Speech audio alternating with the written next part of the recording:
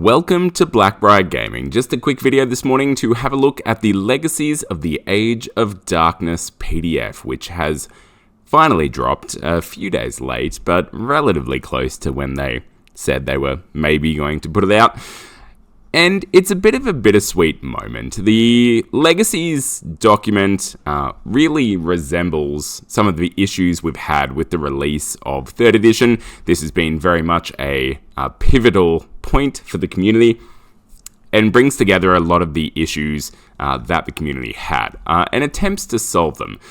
Now, why is it bittersweet? Well, the sweet part is that this document's pretty good. It has a lot of the units that people were hoping to be able to play in their armies and that they've built over the last 10 years of playing Heresy, and will allow most people's collection to be played on the tabletop. That's the sweet part, and I'll go into a bit more on that soon. Now, the bitter part is that it doesn't have everything. So there's some World Eater options and some Dark Angels options, mostly around jump packs, that just still don't exist. Some Space Wolves still don't have Wargear. There's little bits and pieces here and there that are still being left out. Now, whether that's on purpose by Games Workshop, and I don't think it is, because other options that are very similar, i.e. specialist units with jump packs, and Legion-specific units with jump packs, are in there for other Legions. I'm pretty sure the Emperor's Children, for instance, get their Palatine Blades to be able to have jump packs. I'll confirm that in a bit.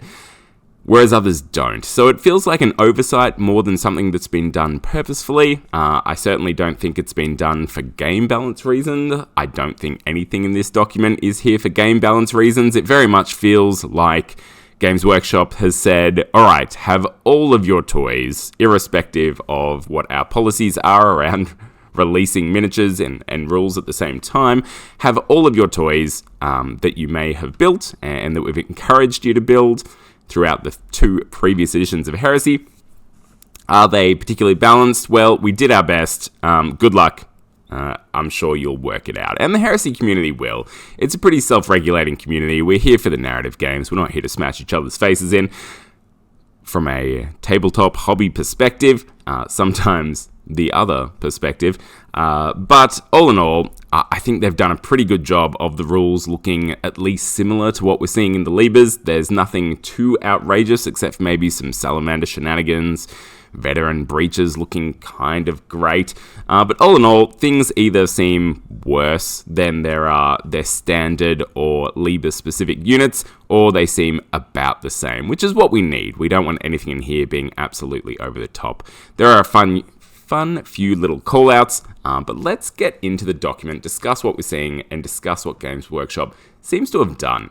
So, as you can see here, the contents are absolutely huge. This isn't it. So this takes us up to page 99, but you better believe this still keeps going. So we're looking at about 206 pages of Legacies here. Absolutely huge. Now, this was meant to come out, I think, initially on release of the game. It was meant to drop day 1. Now, some things got in the way of that. Firstly, we had all the leaks. I think from Games Workshop perspective, the leaks were actually a bit of a gift for them, because what it allowed them to do was see how the community felt about the leaks, which was not overly positive, because, of course, the leaks showed that many units and many options were no longer in the Libras. Anything, essentially, that Games Workshop didn't sell as a standard able to buy kit at this moment in time, noting the stock issues, was taken out of the printed Libras, and people were kind of, and reasonably so, outraged. A lot of armies became obsolete instantly in those leaks. Now, should the community have gone absolutely nuts, which they kind of did, and just absolutely piled in on the game from a leaks perspective? Probably not. It's probably a bit unfair to judge a game from leaks. But it seems that outrage and that community noise that was made has then resulted in this Legacies document coming together.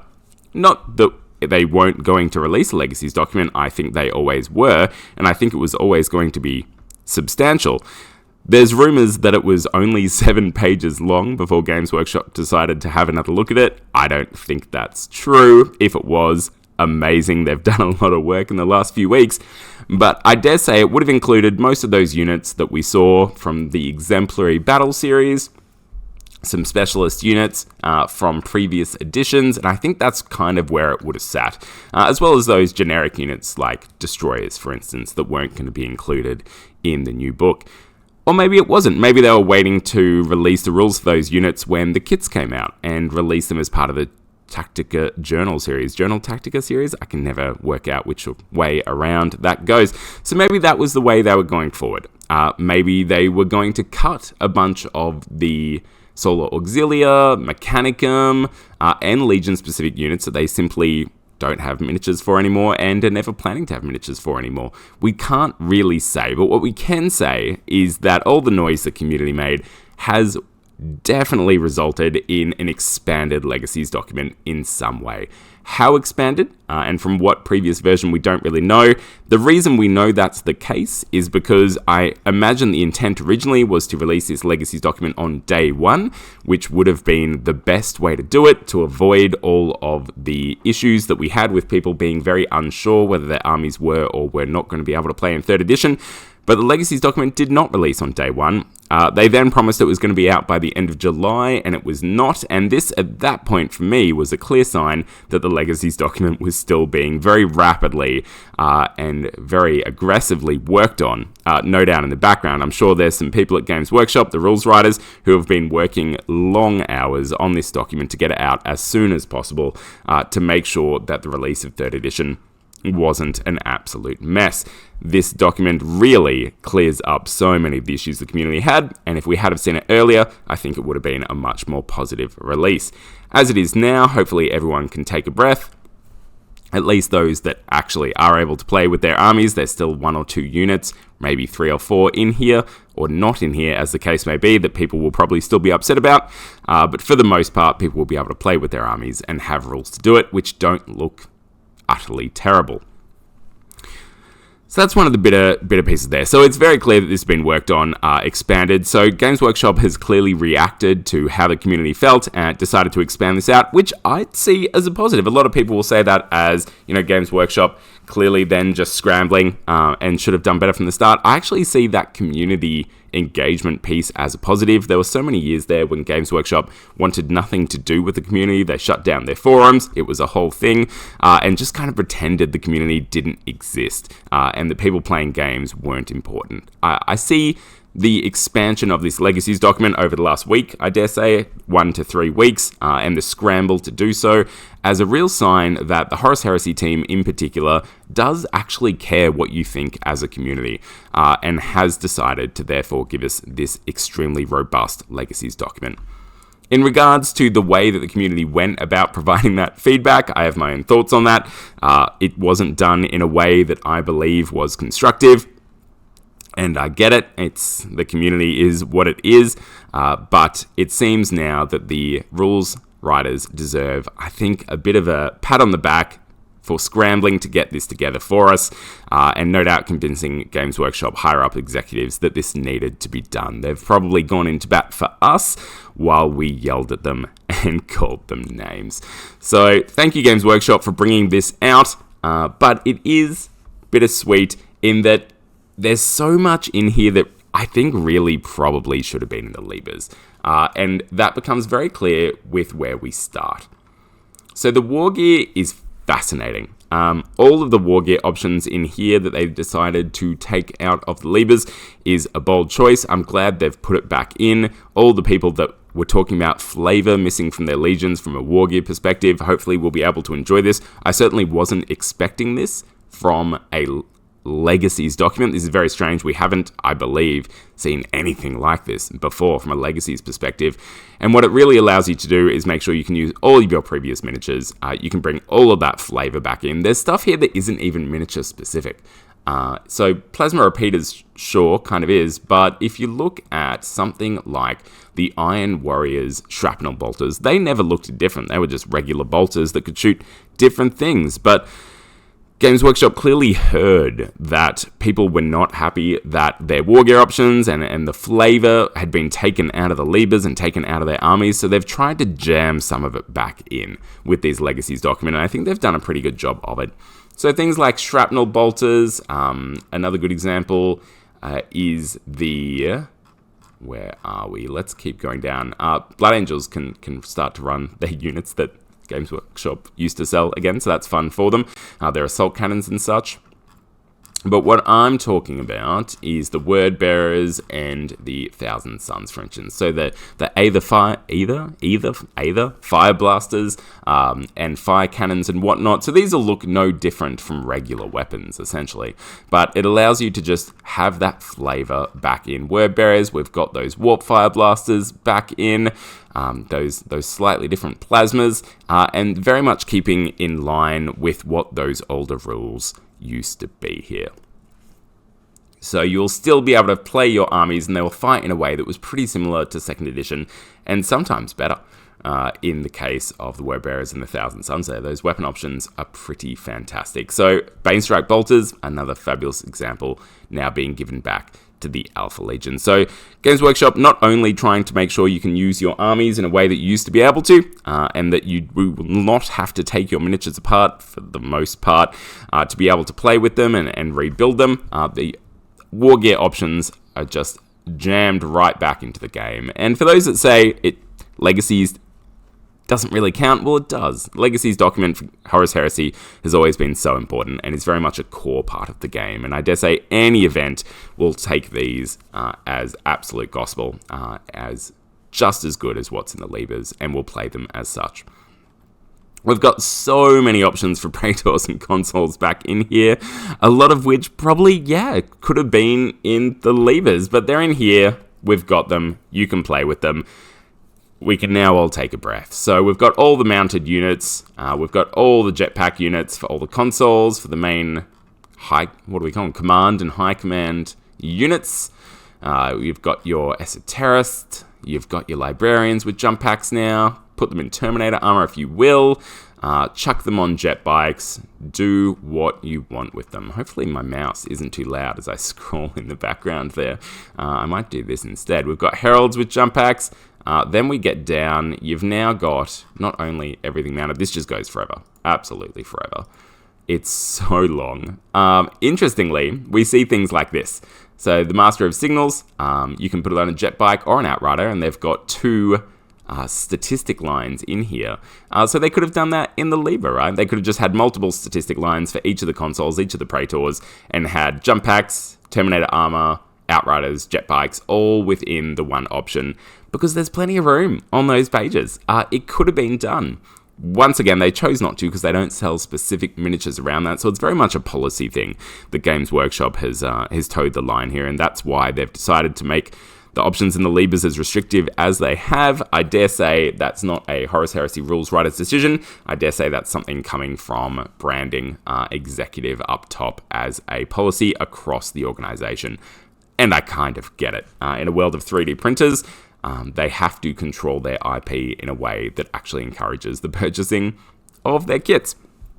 But the fact that then this Legacies document has come out with all of it in it is pretty fantastic. So here we've got things like the Forge Lord is now an option that people can take. Your Primus Medicae down below. Someone did point out, of course, that Apothecaries with jump packs are no longer an option. So that's another, just one of, no doubt, a dozen or so, if not more, options that do no longer exist. So there are going to be miniatures that didn't make the cut that you cannot play. So there's still going to be people that are a bit despondent and disappointed with these Legacies document. Whether those options, if we keep making enough noise, and please, I encourage you to make that noise in a constructive and slightly positive way, give Games Workshop the opportunity, we might see updates here. We know this document is going to be updated as units are taken out, as they go into journal Tactica journals. So we know the document will be interacted with Games Workshop in the future. It very much said version 1 up the top. So hopefully those options that we still don't have, Space Wolves, these are the Grey Hunters, can no longer hold bolters and chainswords at the same time. Their arms just aren't quite as strong, and that option, as I see it, is not one in here. That was not fixed. Those kind of options hopefully will slowly make their way in as Games Workshop picks up on them, if people make sure to make some noise, but please make it in a constructive way, people. But yeah, Apothecaries not getting jump packs is a good example.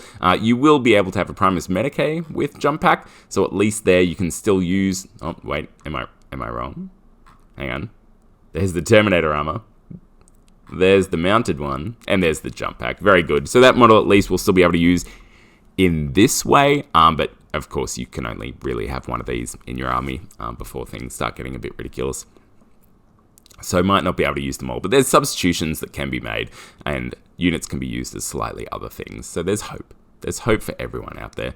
So we have a bunch of these command and high command units back in here. A bunch of the consoles like the Delegatus, the Mortificator. There we go. Just taking all the Dreadnoughts there if you're still that way inclined. The Warmonger, so you can still deep strike things in, but it's risky and it costs a lot of points to do it.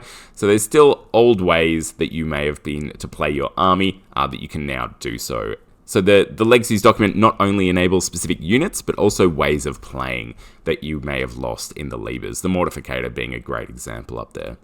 All Dreadnought armies are almost impossible to build in the new edition. The Mortificator has your back. But also, don't do that. You shouldn't have done it in second edition, and you shouldn't be doing it in third edition. We've got a Pathfinder. We've got lots of things. The Armistice. We've got command squads on scimitar jet bikes, which is excellent. Still no Vanguard, which just hurts me in my soul. But that's a story for another time. So here we are. Veteran Breaches, absolutely fantastic. I'm not going to go unit by unit of the Legacies document. I just wanted to have a bit of a chat around it. Sorry if it's been a bit repetitive. This one is very much not scripted. I'm just jumping on it before work as the Legacies document has come out, and people probably want to hear about what it's done. It just goes for absolute ever. Oh, this is actually fun. The Tartarus Terminator Siege Squad. Of course, Tartarus Terminators were at the center of the controversy. They did not have Power Fists in their option. And now Games Workshop has fact that, so that the Libras now technically, as per the errata, do have Power Fists, but we can see here in the lore description that the intent was always for Power Fists to be put on this Siege Squad. So it says here, while the majority of Tartarus Terminator units favoured lighter melee weapons, augmenting that more mobile pattern of tactical dreadnought armour, others were equipped to engage heavier targets, such as enemy vehicles and heavy walkers. Such units often utilise Power Fists. Love it. So the intent, I believe, was for this unit to be the Power Fist unit, and for the one in the Libras not to have it. Now, I think Games Workshop realized that their kit actually still had Power Fists in it, so they had to fix that within the Libras, but I think that's a hint at the fact that we will see new Terminator boxes coming out for Tartarus and Cataphracti, and it's likely they'll be resized, bigger, and I dare say the Tartarus kit will not have Power Fists in it, and that's why they made that choice and then stepped back on it. But it looks like there's nothing in the rules here specifically around Power Fists. I think the Legion Terminator melee weapon list is now, it has Power Fists in it now. I think that's how they errated it, though I could be wrong. And it might be that these guys actually just can't take Power Fists at all, which would be absolutely hilarious. But yes, I think that lore text gives it away that the intent was for the Siege Squad to have Power Fists, and the Tartarus in the rulebook, the printed one, not to. But they changed it, and I think that's a good move, noting that they still sell the kit. But these are the kind of decisions that were made. We've got Destroyer Squads back, which is excellent. We've got our Boxy Dreadnought. Thank goodness. This guy might actually be low down fantastic. Dreadnoughts, I think, in that shooting role will be more popular in this edition. And this one just does it a bit cheaper at the same ballistic skill, right? Pretty good. Pretty popular, I dare say. We've got Land Raider Achilles, the Assault Rams back in, Attack Bike Squadrons, 3 wounds. Thank you for that, Games Workshop. I think I remember in second edition when the Legacies document originally came out, they gave the attack bikes just 1 wound, which was so brutal and so overcosted for what they could do. But 3 wounds is that's actually really nice. So they've put some thought into these rules. Anyone that thinks they haven't, I think is incorrect and is being unfair on Games Workshop here. There's some decent thought that's gone into this. There are still some typos here and there. The Aether Bolters or Aether Blasters, whatever they're called for the Thousand Suns, having the pistol rule, for instance. So there's little typos here and there. There's some slight mistakes. There's some awkward rules choices because there's just so much in here, and I have no doubt they've smashed it all together in the last few weeks. There's no doubt dozens of unit entries that have been written up over the last few weeks. That's the vibe that I'm getting here. So, of course, that would leave really no time for balancing and playtesting at all. So I think they've done their best, but the 3 wounds here on the attack bikes, just just says to me they've actually thought about this a little, and they're trying their best. Scout squads back in. These guys look pretty good.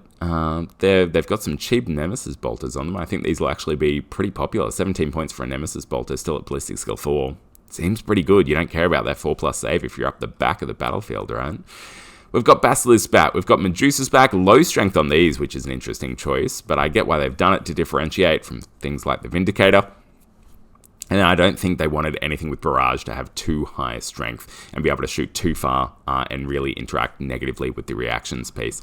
So all kinds of interesting stuff to pick apart here. Now we get into the Legion-specific units. So not only do we see a bunch of units that were from the exemplary battles and left out of the Libers, they were never going to be in here, in there I should say, but we see also some different options for existing units as well. The companions here are a great example. You can now put them in different types of Terminator armor, as well as taking them in their initial form. But all of the things you would expect. Unfortunately, we're seeing a lot less characters than we did, I think, in second edition, and certainly in first edition, and that's a shame. The reduction of flavor from the loss of all those characters, I think, is significant. It's more impactful for some legions rather than others, although Rylanor is still in there, which is great to see. You've got the Sunkiller squad. Thank you. Iron Warriors, I think, are really hurting here. I could be wrong. The Warsmith, is it in the rulebook in Terminator armor and just Artificer armor in here? I'm not sure. I saw someone making some noise about that and being rather unimpressed. So hopefully Warsmiths in Terminator armor are still a thing. That would be a bit of a disaster if they weren't. But Iron Warriors are a great example where they don't have as much as they used to. They've got the one character here, thank goodness, but it's just not that interesting. It doesn't have those special rules and those different the impacts on army building that it used to in first edition, and I dare say, and even second edition, and I dare say that's pretty common across the special characters, not only in the Legacies document, but in the Libers as well. They pretty much removed all special characters that hadn't at one stage had a model for them. So people like the Night Lords, Iron Warriors is a good example, and no doubt plenty of other legions lost a lot of characters in this Legacies document, but I guess it can only be so big, right? And they have to draw a line in the sand somewhere if they're going to go forward and make new rules for other things. Could they have chucked it in? Look, with the dozens of units they no doubt added over the last few weeks, maybe they could have put some more characters in as well. Would have been nice to see. But there you have it. So the legions get back their units. They get back a bunch of options which they didn't currently have, and that we weren't actually expecting to see, and that people were convinced would be taken out. But then we also, it's not just the legions. We then get into the Solar Auxilia that has a lot of stuff in them. Oh my goodness, we're still on the legions, right? It just goes for absolute ever. Where are we? Here we go. I think we've finally made it down into the Solar Auxilia. There's your Navigator. Lodge Priest. Fantastic. Love to see it. Plenty of stuff in here for people to dive into and to expand out their armies and make sure they can still play it. I will just jump back up to the top because we will see here the bittersweet moments aren't quite over, the bitterness being the main piece there. One big thing in particular is that we noted in the Talons of the Emperor PDF that the Sisters of Silence got absolutely hammered.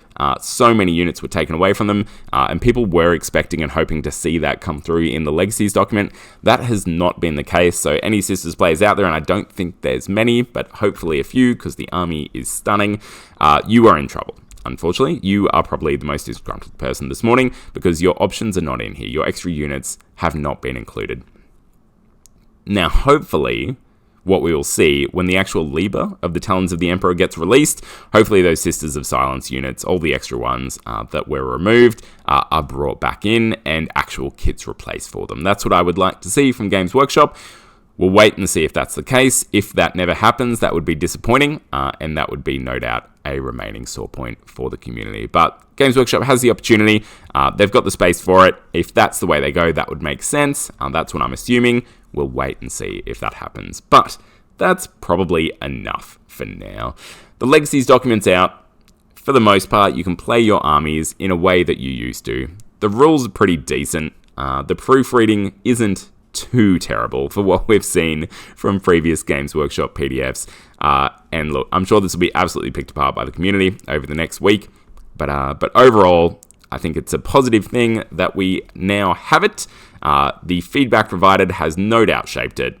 Keep that feedback going to Games Workshop about what we want to see in this document, because I think we have an opportunity to shape it moving forward. But please keep that feedback constructive. People, let's be polite and let's be nice to each other. They're bringing us a game that we love. Let's give them a little bit of respect back. Thank you very much. Importantly, make sure to keep rolling those dice and getting hyped for Heresy.